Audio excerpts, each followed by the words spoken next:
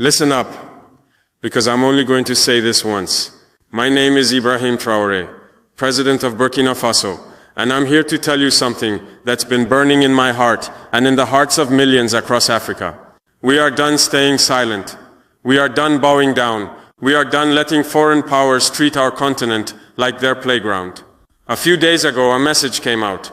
Words they say came from Benjamin Netanyahu, the Prime Minister of Israel. They claim he warned African leaders to stay in line or face consequences. Whether he said it or not, I don't care. The message was loud and it was clear. Some people still think they can threaten us, scare us and control us. Well, I've got a message of my own and I'm speaking it loud and clear, not just to Netanyahu, but to anyone who thinks Africa is theirs to bully.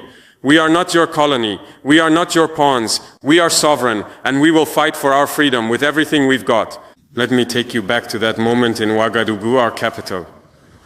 I stood in front of cameras, journalists, and my people. The room was packed, and you could feel the tension in the air. Everyone was waiting to see what I'd say. I didn't have a script. I didn't need one. When you're speaking the truth, the words come straight from the heart. I looked into the camera, and I spoke directly to Netanyahu. I said, we are no longer colonies. We are sovereign nations. If any foreign leader thinks they can threaten Africa into submission, they are gravely mistaken. The room went quiet. You could hear the weight of those words settle over everyone. But I wasn't done. I leaned forward and said, let me make this crystal clear to you, Mr. Netanyahu. Burkina Faso does not answer to Tel Aviv. We don't answer to Washington. We don't answer to any force that thinks it can buy us or bomb us into doing what they want. I meant every word. This wasn't just about Israel. This was about every nation that's ever tried to control Africa, exploit our resources or silence our people. I ended with a warning. If you come for one of us, you come for all of us. Africa is not yours to threaten.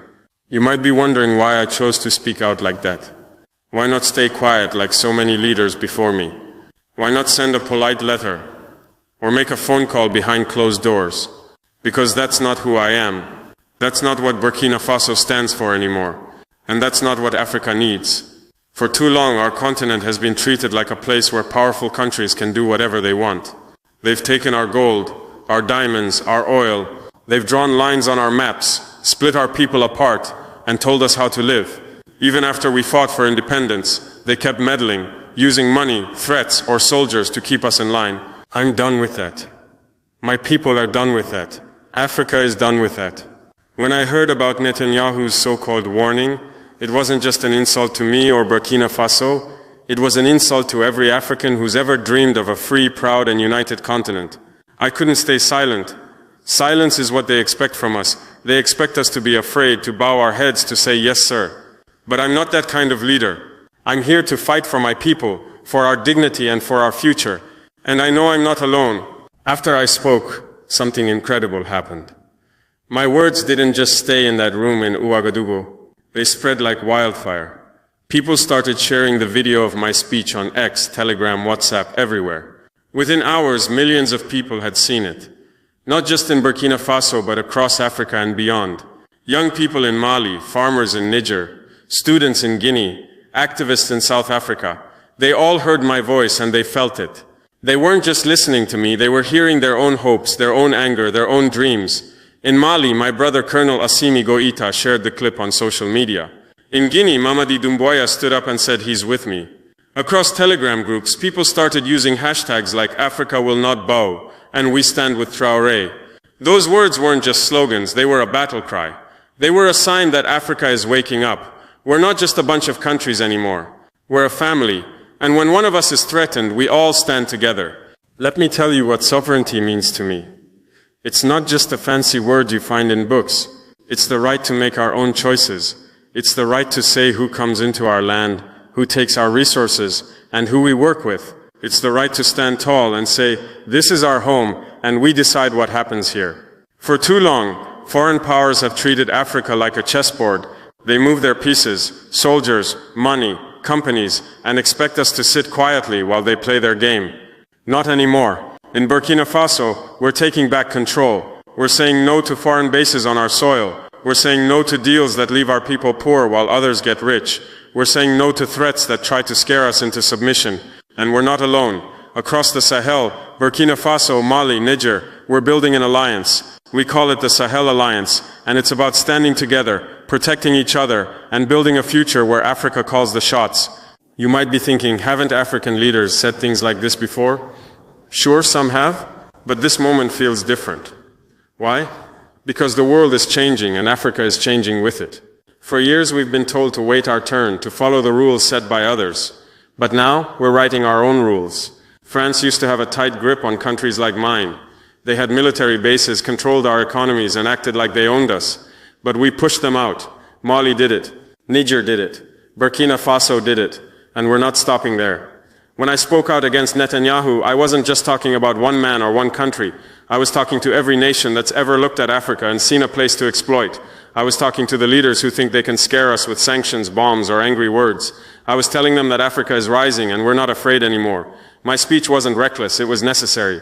It was a reminder to the world that we're not just here to survive, we're here to thrive, to build, to lead.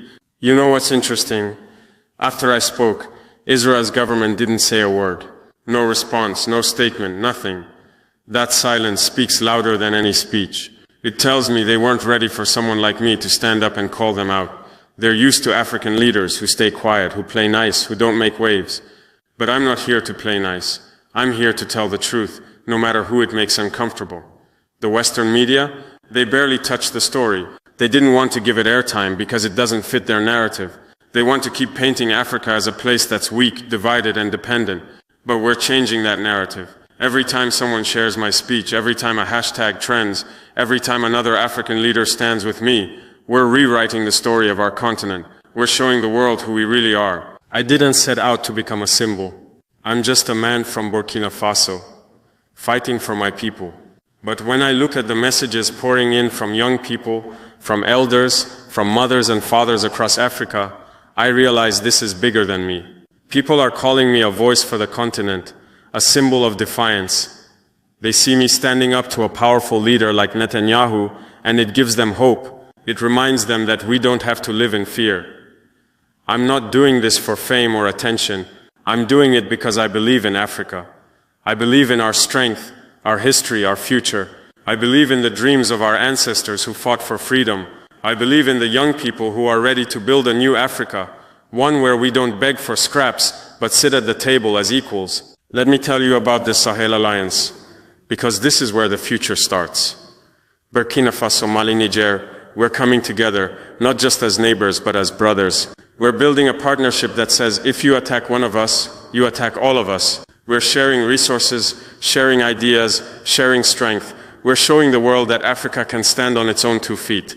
This isn't just about fighting off threats. It's about building something new. We want schools where our children learn our history, not someone else's. We want hospitals that save lives, not empty buildings. We want economies that lift up our people, not foreign companies that take our wealth. The Sahel Alliance is just the beginning. I dream of a day when all of Africa stands together, north, south, east, west, united as one. To the leaders out there who still think they can control Africa, hear me now. Your time is up. We're not your backyard. We're not your resource bank. We're not your punching bag. If you think you can threaten us, bribe us, or scare us, you're in for a surprise. Africa is waking up, and we're remembering who we are. We're the children of kings and queens, warriors and builders. We're the future, and we're ready to fight for it. To my African brothers and sisters, this is our moment. Don't be afraid. Don't let anyone tell you we can't do this. Share this message. Stand up in your communities. Demand your rights. Support leaders who fight for you, not for foreign interests. Together, we can build an Africa that's strong, proud, and free. Some people might say my words were too bold, too risky. They might say I'm picking a fight we can't win. To them, I say, staying silent is the real risk. Letting others walk all over us is the real danger. I spoke out because I believe in my people. I believe in our right to live free, to make our own choices, to shape our own future. If that makes some people uncomfortable, so be it. I'm not here to make friends with those who disrespect us. I'm here to fight for what's right.